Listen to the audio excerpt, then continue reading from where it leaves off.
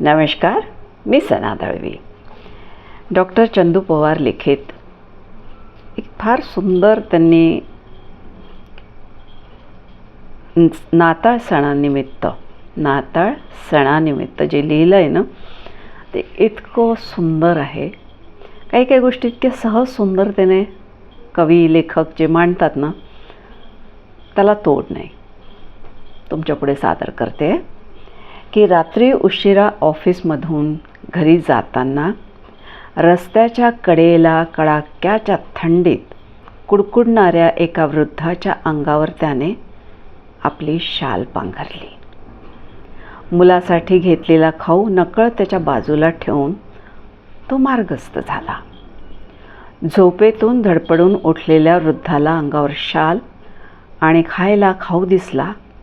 क्षणात त्याचे डोळे पाणावले आणि त्या पाणावलेल्या डोळ्यात एक धूसर आकृती जाताना दिसत होती. परीकथेतील सांताक्लॉज वास्तवात उतरवता येत नाही असं नाही. बघा जमतं का असा कुठला सांताक्लॉज होणं. आयुष्यामध्ये ना देणाऱ्याला कळलं पाहिजे की केव्हा काय द्यायचं आहे. कारण आपल्याकडे इतकं काही असतं आणि आपल्या जवळ असताना समोरच्याला त्याची नितांत गरज आहे.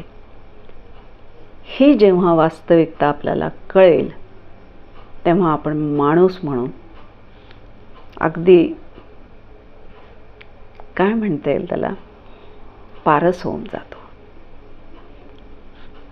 परमेश्वराला हा सद्भाव हवा असतो. नका करू ते सणवार, ते सगळं परमेश्वराला हे हवं आहे, ते पूजा हवी, ते काही नको असतं. माणसातल्या माणसाला ओळखा. माणसातले देव आपोआपच भेटायला लागतात. हा असा अनुभव तुम्हा कुणाकुणाच्या वाटायला आला आहे मला नक्की सांगा. आणि डॉक्टर चंदू पवार जे लिहितात, अत्यंत पारदर्शी माणूस आहे. खूप त्याच्यातनं त्यांची स्वभाव गुणदर्शन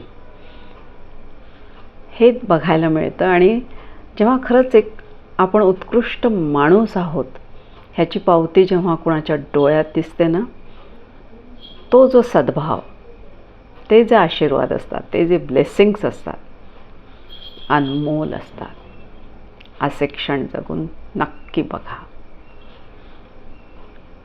बस एवढंच बोलून मी सना दळवी आपली रजा घेऊ इच्छिते. धन्यवाद.